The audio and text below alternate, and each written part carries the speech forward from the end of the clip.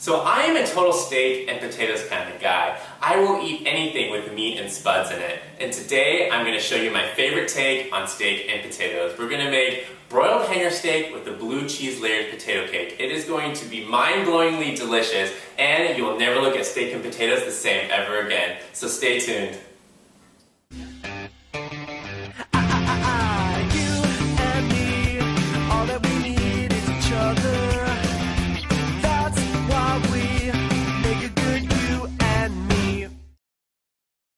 So the first thing you want to do is marinate your steak. So the little trick that I have in a marinating bag, lots of times at the butchers they have plastic bags to put your meat in. I always grab a couple of them, and I'm going to use it for the marinating bag. So I'm going to put it in a bowl. I have 2 bags here.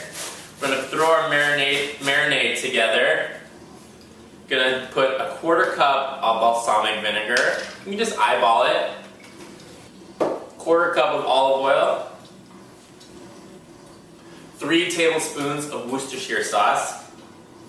We want a 1/4 cup of brown sugar. Got 1 tablespoon of garlic powder. Then we want to add our salt and pepper, just a couple pinches of each. Just want to close the bag up, give it a shake, and open back up. Get ready for our steak. So I have hanger steak here. It is one of my favorite cuts of steak. It's called the butcher's cut because many times the butcher takes it home because it's such a good, yummy cut. I have about 1.5 pounds here. You want to, depending on how many people you're making for, anywhere from 1 to 2 pounds is good. So I'm going to take that out. So we have this gorgeous cut of hanger steak. I just want to simply place it in the marinating bag. So what you want to do is just massage that marinade into the meat. Don't be afraid to just really massage it into the meat. It's going to help get all that flavor into the muscle. Alright, so we just want to tie it up and put it in the refrigerator for about 45 minutes to an hour. In the meantime, we're going to prepare our blue cheese layered potato cake. It's going to be so good. So the next thing you want to do is slice your potatoes. I have about 2 pounds of new red potatoes here. We're going to slice them thinly.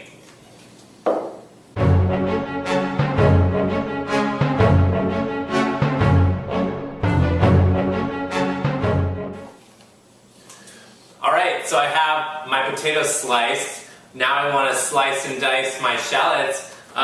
You can use anywhere from 2 to 4 shallots. I have about 3 here and 2 cloves of garlic.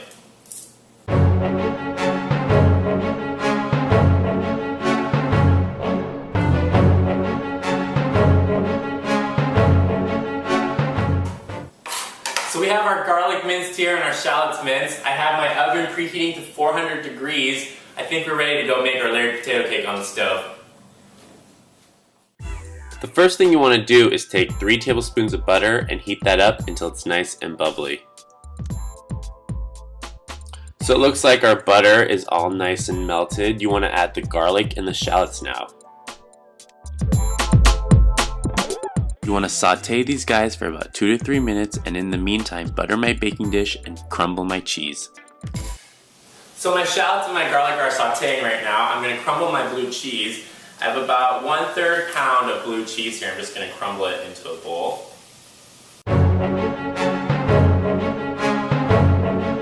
So I've crumbled my blue cheese here. The next thing I want to do is butter my baking dish.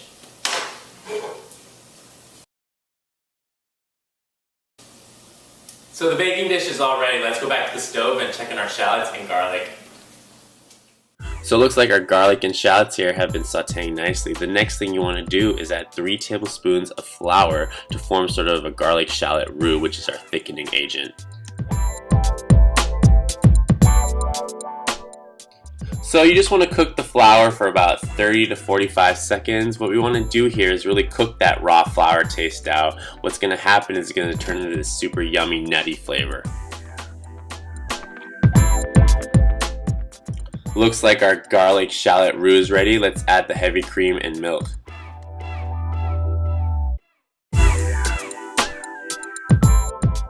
So now we just want to stir it up and get all those flour lumps out. And remember, you're going to have some lumps from the garlic and shallots.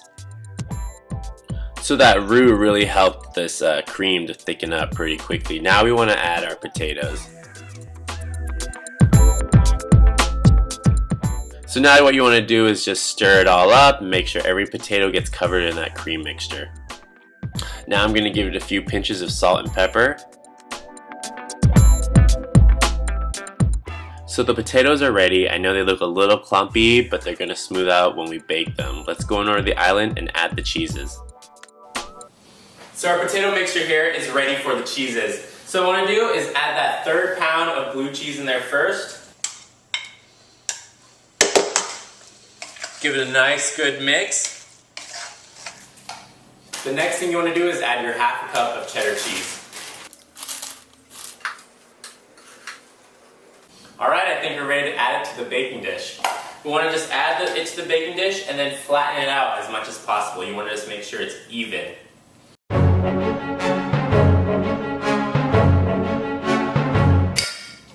Alrighty, this guy's ready to be popped in the oven at 400 degrees for 45 minutes. When it's done, it's going to be nice and golden brown on the top. It's going to be so yummy. And remember, 15 minutes before the potatoes are done, take your steak out of the fridge. That way it can get to room temperature, and that when we broil it, it's going to be perfectly cooked throughout. Alright, so I'll see you guys when the potatoes are done.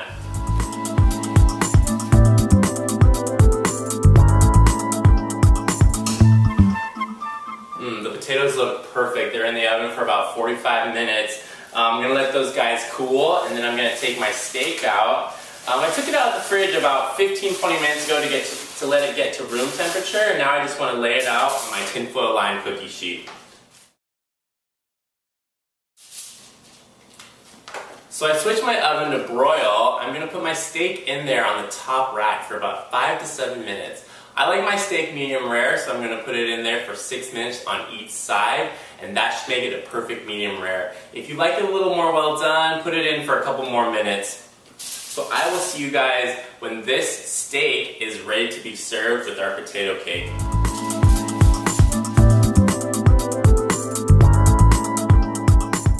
So I just took the steak out of the oven. I broiled it for about 6 minutes on each side. Now I'm going to let it rest for about 5 to 10 minutes before cutting into it. I just want it to retain all that moisture, tenderness, and juiciness before serving it.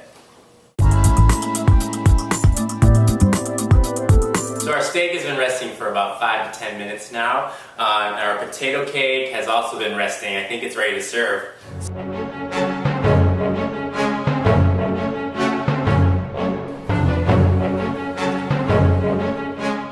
Let's try this.